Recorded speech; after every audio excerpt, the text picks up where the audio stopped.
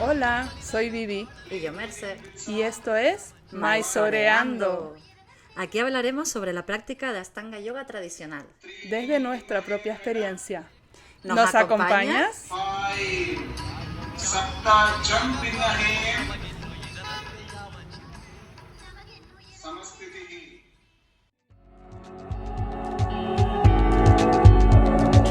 Muchas veces nos preguntan qué esterilla usamos. Después de muchos años de prueba y error, recomendamos Manduka. En Maizoreando apoyamos tu práctica. Y Manduka también. Compra a través de eu.manduka.com con el código Maizoreando Nosotras recibiremos un 10% por cada compra. y tú recibirás un descuento exclusivo del 15% en tu pedido. Esta promoción es válida solo en países europeos y lamentablemente no se hacen envíos a Canarias. Gracias por apoyar Maizoreando. Hola, bienvenidos y bienvenidas a una luna más, a un nuevo episodio de Maizoreando. ¿Cómo estamos, Vivi? Hola Merce, pues mira, muy bien porque hoy empieza nuestro retiro de Ashtanga y Reversing. Ole, qué bueno. Sí, estamos Sí, la verdad grabándolo con que sí. antelación, pero justo es el día que empieza, sí. Sí.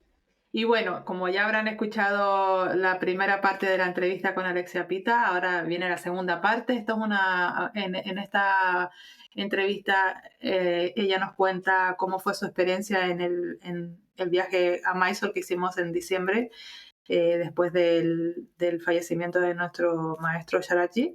Y cómo experimentó y lo que sintió durante ese mes de práctica en silencio. La verdad que la forma que tiene de expresarlo a mí me encantó, lo habló en la conferencia que dio, la charla que dio en mi sala, en el workshop que hicimos. Y entonces le pedí que por favor nos lo compartiera con Maizoreando porque me pareció tan bonito. Así que ahí les dejamos un súper regalo. Pues súper agradecida también de que lo expresara con esa naturalidad y con esa, como, ¿no? Como ella lo sintió. Y nada, y eso, y sí, muy, muy bonito. Así que eso, pues que esperamos que les guste mucho. Eso. Pues nada, les dejamos Maizoreando con Alexia Pita. una luna más. Y ahora vamos a una segunda parte. Venga, a ver. A una segunda parte un poco más emocional, que estos días que estuviste aquí en Tenerife, tuvimos una charla, ¿no? En la charla, uno de los días, y empezaste hablando de cómo viviste tú la muerte de Sharat y cómo lo viviste en tu shala las primeras semanas y cómo vivimos ese primer viaje a Mysore. El practicar allí solos, ¿no? Y bueno, y ya que hemos hablado un poquito de lo que supone llevar una charla, el volver y encontrarte totalmente lo contrario de lo que viviste en Mysore, ¿no? Sí.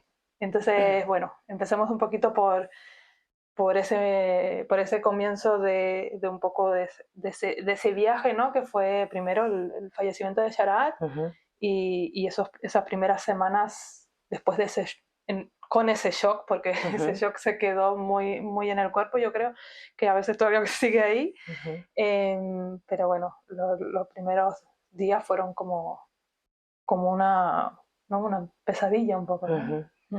Sí, bueno, yo en mi sala o sea, fue una pesadilla la noticia, pero también lo viví como algo muy bello.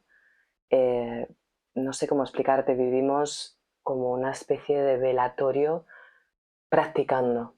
Entonces mi sala, evidentemente, yo no quería dar clases, entonces estuvo abierta para todos los practicantes, yo practicaba también, era un espacio abierto a romperse, nos rompíamos cada dos por tres, lloramos mucho, cantamos los mantras juntos y fue muy sanador. Yo sentí muchísimo agradecimiento, muchísima devoción, muchísimo, os lo explicaba ayer, ¿no? Sentí realmente la devoción, esa devoción que no entendía yo muy bien el significado real, la sentí muy profunda esa semana. Y luego el viaje allí fue, llegamos, yo creo que lo comentábamos ayer, muy perdidos, sin tener ni idea de qué iba a suceder, de si algún día volveríamos allí. Yo recuerdo esos primeros días en las calles de Gokulan, estaba como una nebulosa, y mi sensación era que tal vez era una despedida, no solo de mi maestro, que me agradecía un montón poder permitirme ese viaje y hacer ese duelo allí, pero pensaba que realmente sería como un final también de un ciclo en Mysore. Y resulta que el viaje se transformó y vivimos una fuerza y una potencia de una comunidad llena de personas con esta misma devoción que ayer explicaba, que no es una devoción que parte del fanatismo, que a mí eso me genera un poco de urticaria, sino que partía del amor y del agradecimiento súper puro de cientos de sus estudiantes en un mes en el que estuvimos en absoluto silencio, en el que no había ajustes, en el que no había profesores y en el que su familia estaba sentada observando en su propio duelo, que no me puedo ni imaginar lo que sería eso, y levantándose a las 4 de la mañana para estar sosteniendo no solo con su presencia allí. Entonces para mí fue una belleza ver que todos estábamos sintiendo y haciendo la práctica como si fuese una ofrenda. Siempre digo esto, ¿no? No era, estábamos totalmente en otro plano, yo creo, por lo menos yo lo sentía así, y la práctica no tenía ningún tipo de expectativa, ni esperabas nada, ni estabas esperando por una postura, ni por alguien que te mirase, ni por alguien que... Era una ofrenda a esa presencia que está ahí, que siempre estará ahí, y estaba muy potente, y una ofrenda a su familia, ¿no? Entonces yo lo viví como algo bellísimo y sentí que la raíz es muy profunda, y esto es un agradecimiento enorme al trabajo que ha hecho Sharadji, porque yo decía, ¿cuánto de fuerte tiene que ser la raíz? ¿Cuánto la ha tenido que regar para que haya seguido creciendo algo tan poderoso y que se sostenga sin que esté él? Porque la figura principal, nuestro maestro, físicamente ya no estaba, pero eso se seguía sosteniendo con la devoción y con el agradecimiento y el amor de cientos de estudiantes ahí reunidos, y dije, wow, qué fortaleza, qué fuerte y qué potente es esta comunidad. Luego ya en los últimos meses pues ya empecé, creo que ahora se están disolviendo un poquito las cosas y que todos tenemos otra vez que hacer como un acto de focus y de reflexión y de volver a sentir esta energía, porque también es normal, somos humanos y todo se empieza a dispersar un poco, por lo menos esta es mi sensación. Entonces cuando siento que está sucediendo eso, quiero volver mucho a ese momento porque lo recuerdo como algo muy, muy, muy profundamente bello. Sí, yo creo que no he sentido una calma mental tan profunda como ese mes. Sí, fue increíble, increíble. Sí, ese primer mes. Porque no había nada que esperases, no había nada. Estábamos simplemente, realmente era una práctica desde la pureza más absoluta, y cada uno además haciéndose responsable de su propia práctica. Vi trabajos muy maduros, respetando el dolor de cada uno. Fue, no sé, fue muy, muy bonito, muy bonito.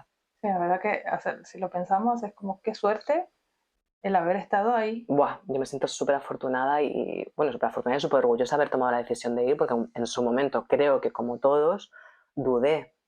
Y me siento, bueno, afortunadísima de haber tomado esa decisión, sí, súper orgullosa. Sí. Y bueno, y contaste como que en ese mes te vinieron a la cabeza 5 palabras que daban como sentido a ese mes de duelo que estábamos pasando, ¿no? Sí, esto lo he compartido mucho con mis alumnos también. Lo hablamos ayer nosotras. Me vinieron, y esto gracias a tener ese espacio de silencio, porque si me hubiese distraído con otras cosas, no te da para hacer un proceso tan profundo, y para mí fue un proceso muy profundo como practicante y también como profesora, porque tuve que reflexionar sobre muchas cosas en este momento de orfandad, de esa silla vacía tan simbólica, ¿no? De que el maestro no está, pero la enseñanza sí. Sí. Y sí, me vinieron 5 palabras muy potentes, y esto lo he hablado también con mis alumnos. La primera es devoción, la segunda disciplina, la tercera responsabilidad, la cuarta método y la quinta comunidad. Las tengo muy presentes. Si quieres, bueno, explico un poquito. Un poquito, sí. Me vinieron muy profundo. Devoción, por esto que te dije antes, porque a mí es una palabra, tal vez por el mundo en el que nos hemos educado, por el cristianismo, cada uno, bueno, por lo que haya vivido, la palabra devoción en general me generaba, puedo hablar en pasado por primera vez, me generaba un poquito de rechazo. Y como que yo siempre respeté muchísimo, admiré muchísimo a mis maestros y a Sharaji. O sea, era increíble esto que sentía, pero no relacionaba lo que sentía con la palabra devoción, porque la relacionaba más con una cosa, lo que dije antes, como de fanatismo, ¿no? Y me asustaba un poquito también cuando iba a Mysore, que pasa mucho en cualquier práctica que conlleve algo espiritual, por llamarlo de alguna forma, como que a veces me asusta un poco este movimiento en masas de todos imitando algo que ni siquiera sabemos qué sentido tiene. Y yo era un poquito así como, no rebelde, porque soy tímida, pero era calladita con esto, pero sí que la gente que me conoce lo sabe. Yo, por ejemplo, no me tiraba a sus pies, porque no, para mí, a mi forma de verlo, tardé mucho tiempo en entender el sentido de esto. Entonces yo recuerdo que yo lo saludaba, le daba las gracias con una profundidad enorme, poniendo las manos en mi corazón y mirándole a los ojos. Y esa era mi forma, la forma que tenía sentido para mí. Sí, total. Y yo siempre digo a la gente, no hagas nada por imitación, Exacto. porque cada uno está en un momento diferente. Sí. Si tú no entiendes lo que estás haciendo, si no tiene un sentido para ti, no lo hagas. Y de repente hay mucho esta cosa de rebaño, ¿no? Sí. Y a mí me costó, me pasó que un año lo sentí muy profundo, también porque empiezas a entender cuál es el significado en India de esto, tú lo empiezas a incorporar dentro de ti para ver si tiene sentido. Es un gesto que me cuesta, no lo hago, hasta que un día me sucedió, me acuerdo perfectamente el año, me sucedió además solo en 2 ocasiones, que yo lo sentí muy profundo y lo hice, ¿no? Y tuvo que pasar esto para yo sentir realmente esa semana en mi shala, que puse una foto de él en el templo, pero muy bajito, ahí a una altura muy baja, y yo practicaba a sus pies, llorando, ¿no? Y dije, esto es la devoción, ¿no? Porque entendí que la devoción no parte de ese fanatismo, de seguir a una figura, sino del amor y del agradecimiento. Y yo sentía un amor muy inmenso en la semana de su fallecimiento y un agradecimiento muy inmenso, porque me di cuenta que nada de mi vida a día de hoy, y esto es muy fuerte, existiría si no fuese gracias a él.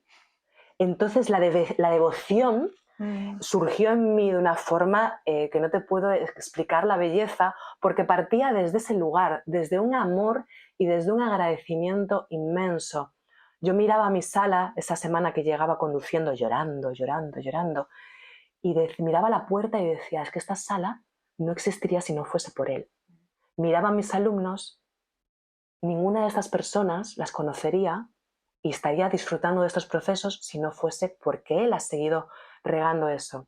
Mi pareja a día de hoy no se habría dado el encuentro si no fuese por él.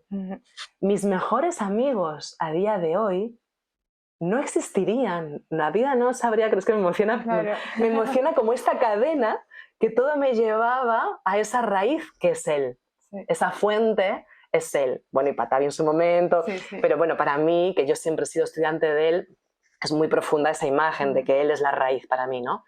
Entonces sentí un amor y un agradecimiento tan increíble que entendí por primera vez la palabra devoción y me animé a que no haya rechazo por esta palabra, lo explicaba ayer, ¿no? Como que no haya rechazo por la palabra devoción, porque al final todo lo que hacemos con amor y agradecimiento, el cómo cuidamos a nuestros bebés cuando nacen, el cómo cuidamos a nuestra pareja, intentamos que esté bien, en cómo cuidamos a nuestros padres, en cómo cuidamos nuestras relaciones, todo lo que hacemos con amor y con agradecimiento, hay devoción.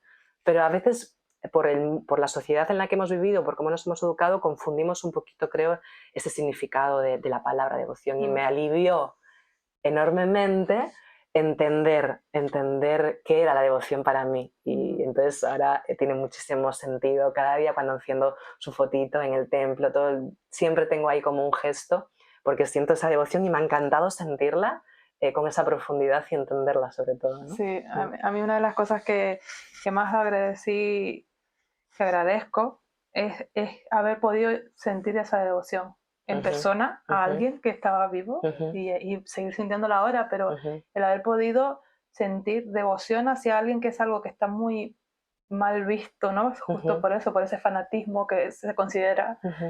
Pero realmente haberlo sentido es bellísimo. es que, vamos, y en un mundo como el que estamos ahora mismo, que no es fácil, estoy súper, súper agradecida. Claro, es que no tiene nada que ver con fanatismo ciego, nada que ver con eso. Siento amor y agradecimiento por esta persona. ¿Cómo no voy a sentirlo? ¿Cómo no voy a sentirlo, no? Sí, esa práctica que él nos ha transmitido es lo que sostiene nuestros días, ¿no? Que cuando no hacemos esa práctica, nuestro día es totalmente diferente. Totalmente. Sí. Bueno, ¿y la siguiente palabra? Disciplina. Una palabra tan usada, ¿no?, en el Ashtanga. Me pasó que, claro, nosotros en Mysore nos seguíamos despertando a las 2:35, me acuerdo perfectamente que suena siempre el despertador en Mysore, y todos los años anteriores que hemos viajado, el motor de alguna forma era que tú ibas a ver a tu maestro, ¿no? Y además, encima, si tú no ibas, ya en estas últimas épocas había hasta que enviar un mail para explicar por qué no habías ido. Sí. Y cuidado, que si en la época antes de los mails, si no ibas en una conferencia, te iba a decir por qué no has venido, ¿no? Bueno, esto lo sabemos todo. A mí la primera vez que me dijo algo así en persona, cuando yo fui, la primera vez que practiqué con él, falté un día por la regla. Y cuando me estaba yendo, el día siguiente me dijo: ¿por qué no viniste ayer? En ese, ¿te acuerdas en la entrada de la sala antigua, ese cuadradito así? Sí. Y yo lo miré y yo tenía, I've got my period, ¿no? Sí. Me dice, ¿are you sure? No te puedo creer. Es que lo veía todo, era increíble. Y yo 100%. Era increíble, era increíble. Entonces, bueno, siempre estaba ese estímulo, ¿no? Más allá de que habías viajado por eso, como que la disciplina era muy marcada, porque había ahí algo que sostener, ¿no? Sí. Y de repente aluciné mucho porque nos vi yendo cada día, a los que no pincharon, porque algunos pincharon evidentemente, pero a toda la cantidad de personas que seguíamos yendo en ese horario en rickshaw ahí por mitad de la selva, para llegar a un espacio con una silla vacía, es que se me ponen los pelos de punta, fue increíble sentir ese nuevo significado también de la palabra disciplina, ¿no? Que no es impuesta por una autoridad ni por una figura que vas a ver. Y esto me parece súper importante para el practicante diario de Shala. O sea, me parece súper importante entender que el motor, lo hablábamos en la entrevista sobre la Shala, que el motor nunca puede ser ese profesor que vas a ver. Eso es un error enorme. Y de hecho, si yo genero eso como profesor, ahí hay una alarma que me dice no, porque no tengo que ser el protagonista.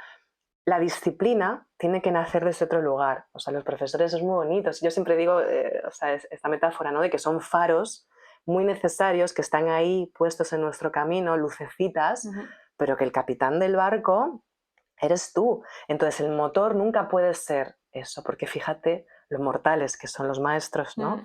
Y esta mortalidad, lo que hablábamos ayer, es muy simbólica en cualquier otro aspecto, no tiene por qué fallecer literal.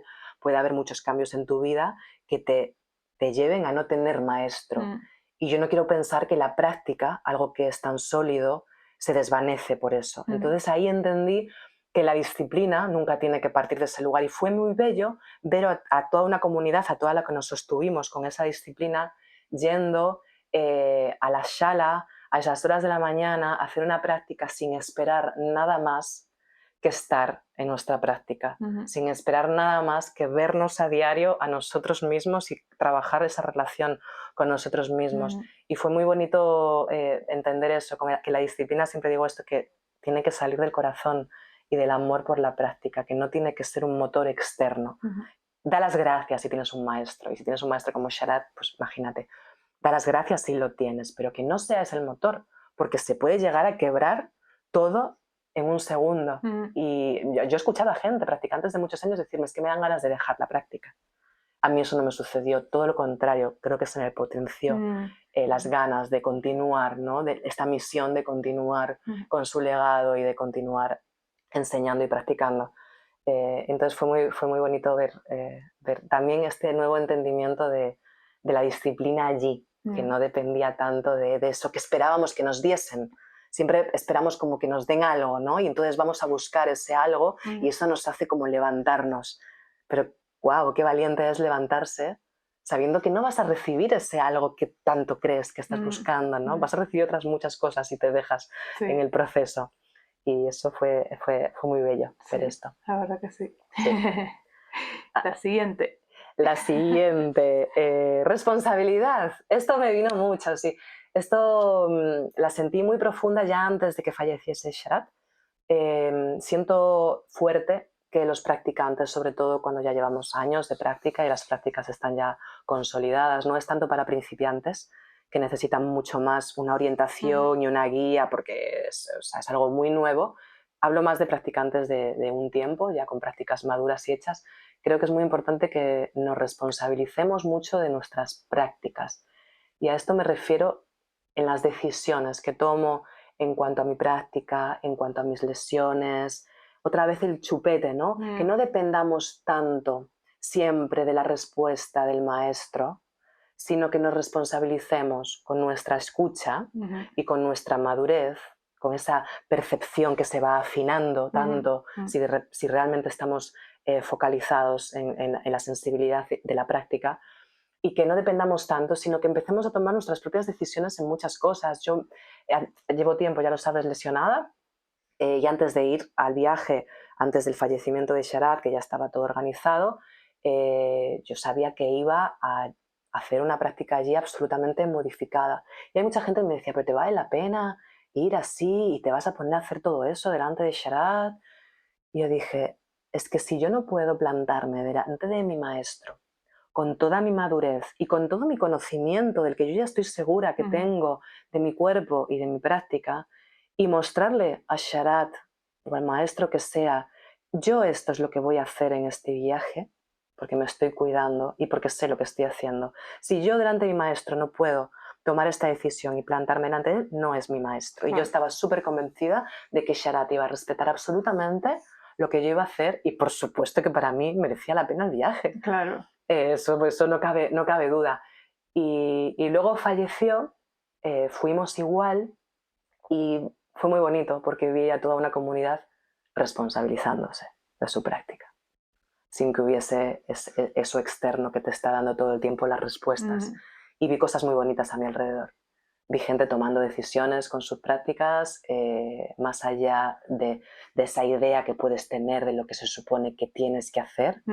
Y me gustó mucho esto y me parece como súper importante. También tener la responsabilidad de poder comunicarte con tus profesores en Shala. Me parece la palabra responsabilidad en el autocuidado de tu práctica. A mí me gustó mucho que lo dijiste ayer en la conferencia, que cuando uno tiene una práctica ya interiorizada y que la lleva haciendo mucho tiempo, ya sabe y tiene que responsabilizarse de que hoy no tengo energía o hoy no tengo tanto tiempo y entonces voy a hacer esto. Y sin duda, sin cuestionarse y dejar que el maestro tome esa decisión, porque eso es una decisión que tú... No, sí. Yo tengo una alumna que muchas veces me viene cansada o tiene una ligera lesión o lo que sea. Vivi, ¿qué hago? Es que no.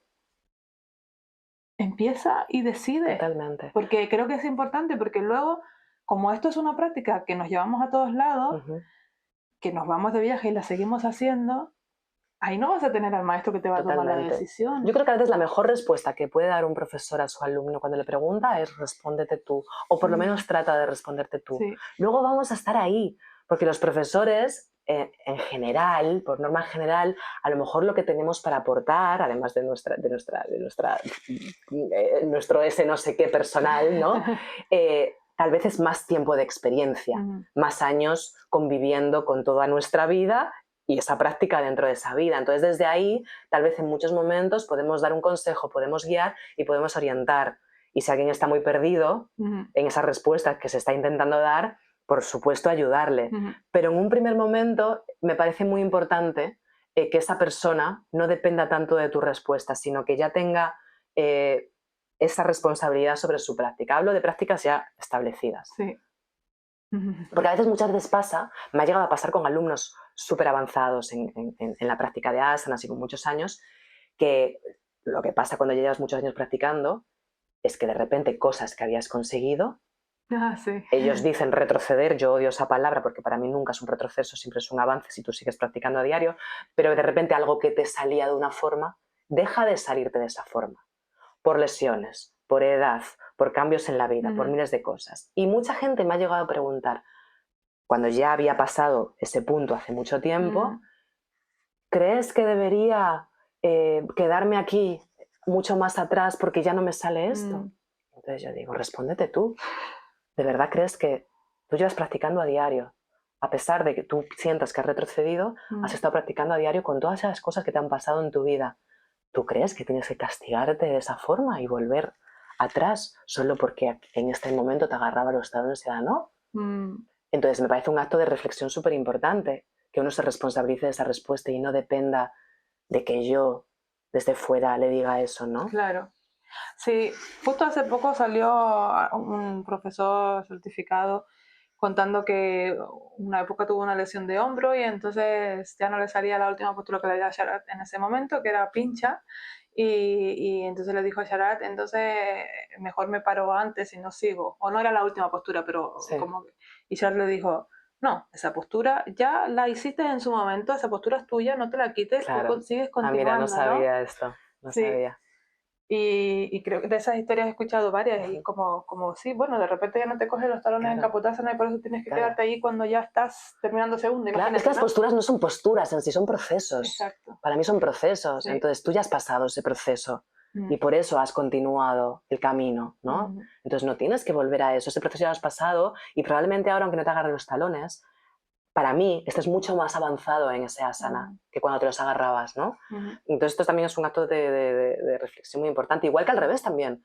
Ser responsable si tú de repente, por cualquier razón, tenías una práctica súper establecida y te has ido un mes por ahí y has dejado de practicar y viene mañana fulanito a dar un workshop y te pones a hacer tercera serie, eso es súper irresponsable. Sí. Entonces, al contrario también. Probablemente te terminas lesionando. Claro, el cuerpo te avisará, pero al contrario también, como ser responsables también con este tipo de decisiones. Y me parece muy guay esto, cuando alguien me viene a workshop, me es súper sincero y me dice, mira, me apetecía mucho, pero llevo 2 meses sin practicar, ¿qué hago?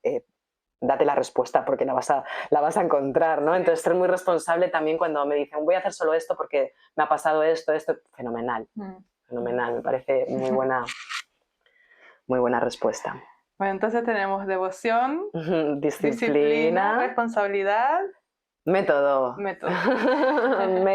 Método, hay gente, a veces cuando hablo esto hay gente que también la palabra método le genera un poquito de rechazo porque puede parecer algo muy estructurado. Para mí el método es sobre todo orden, ¿no? Ayer os decía como que para mí el método es una brújula cuando estoy un poco perdida y cuando fui a Mysore fue muy bonito ver, porque podía haber sido caótico, cientos de personas reunidas en una sala, todos con nuestros egos y nuestras cosas, sin un método del que agarrarnos, podría haber sido totalmente caótico. Y sentí la potencia del método, sentí qué bueno que haya un método tan sólido al que agarrarnos, que sea esa brújula que en un momento en el que estamos todos súper perdidos, podíamos agarrarlo. El método nos da orden, nos da estructura, o sea, nuestras mentes siempre van a tratar de dispersarse, son muy tramposas a veces, muchas excusas, y cuando hay tanto ruido, yo me agarro al método. Y muchas veces me voy, y empiezo a fluctuar de hoy voy a hacer esto, y voy a hacer esto otro, y voy a hacer esto otro, ¿no? Y está muy bien, a veces, cuando estás muy distraído, voy a probar la simpleza y la belleza y la solidez que tiene este método, que me hace estar en focus, que es súper claro, y lo sentí mucho allí. Dije, qué bueno que tengamos esto. Y que no estemos aquí cada uno montándonos una película, porque podría haber sido realmente un caos y valoré mucho eso. Lo valoro siempre, porque siempre que me pierdo un poco o que me empiezo a poner yo también mis propias excusas, me ayuda muchísimo volver a esa simpleza y esa claridad que tiene el método porque funciona. Entonces mi mensaje es confía en el método sin atajos y en esa simpleza que hay en él, ¿no? Y me gustó mucho ver a toda la comunidad practicando en ese orden, ¿no? En esa estructura que en un momento de tanto dolor encima y tan emocional nos ayudó, creo que mucho, a poner el foco. Y además lo vi muy claramente en la gente que decidió no hacerlo, como, o sea, había una diferencia brutal, ¿no? La gente que por no mantenerse en esa disciplina, esa responsabilidad, en ese método y en ese silencio de ese mes tan maravillosamente y tan profundamente bello, quisieron ir rápidamente a buscar otras cosas. Creo que mucha gente huyó del dolor. Sí. Y probablemente lo consiguieron en ese momento, pero el dolor te coge tarde o temprano. Sí, huyó del dolor o simplemente necesitaba, vamos detrás de cosas todo el tiempo. Sí. Y si no lo tenemos es que vamos a ir a otro lugar a que me lo den, ¿no? Sí. Vivimos un poco así. O sea, para mí es un reflejo de la sociedad. Sí. Y en ese momento fue muy marcado el reflejo de la sociedad en la que vivimos. Sí. Sí, los que nos quedamos ahí fue una pureza y una energía increíble. No es que no... Es indescriptible, indescriptible. Sí. Y eso nos lleva a la última palabra, que es comunidad, ¿no? Comunidad, claro, comunidad. Que mira, cuando yo le escribí un mensaje a Hamish para darle el pésame, evidentemente, por la muerte de Sherat, y su mensaje, que supongo que se lo habrá enviado a sus alumnos, su legado es nuestra comunidad. Y lo sentí muy fuerte allí.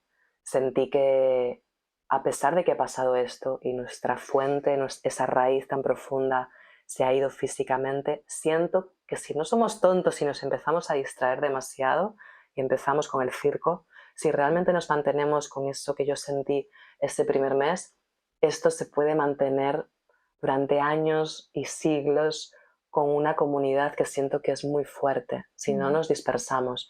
Y sentí muy profundo eso, ¿no?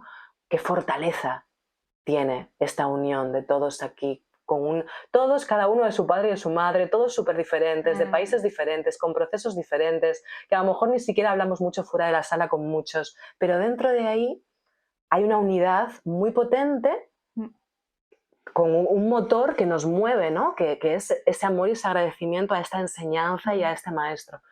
Entonces sentí que la comunidad puede sostener esto durante mucho tiempo. Y bueno, lo que decíamos también, hablando de las shalas, ¿no?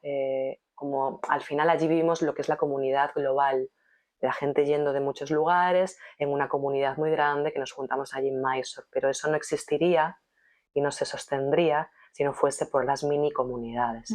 Y las mini comunidades son esas shalas que están esparcidas por el mundo.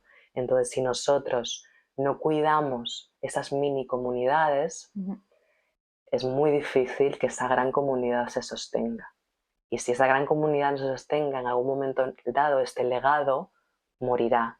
Y si no queremos que muera, tenemos que ser súper conscientes, súper sensibles con esas mini comunidades.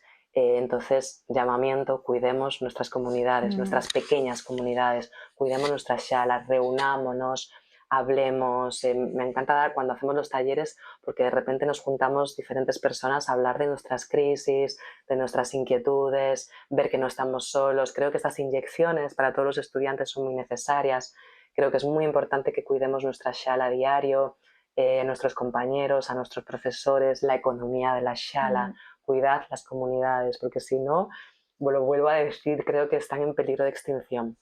Y si eso se desvanece, se va a tambalear mucho la estructura principal y es un regalo. Sí, y además hablábamos también que ya se está viendo como un poco se están ya creando como diferentes métodos basados en el Ashtanga de gente que, bueno, pues que ya se está yendo un poco por fuera, ¿no? Y hablábamos de la importancia que es, lo importante que es para nosotros el intentar mantener esa pureza, porque, bueno, para mí, yo siempre lo he dicho, que cuanto más cercano a la fuente y cuanto más claro está el método, más puro se va a mantener y más pura es la transferencia de ese conocimiento de maestro-alumno. Totalmente. Y creo que eso en las salas tradicionales es donde más se puede mantener.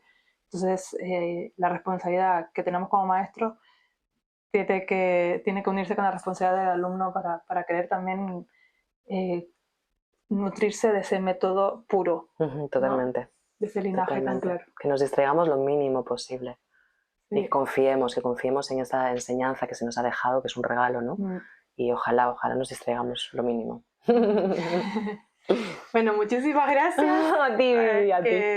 La verdad que hemos hablado de dos puntos súper importantes. Espero que se sientan todos bien inspirados, como nos hemos sentido todo el grupo que hemos estado en el workshop de Alexia aquí en Tenerife. Así que bueno, muchísimas gracias. A ti, Vivi. Y nada, a hasta ti, la Merche. próxima. Hasta la próxima.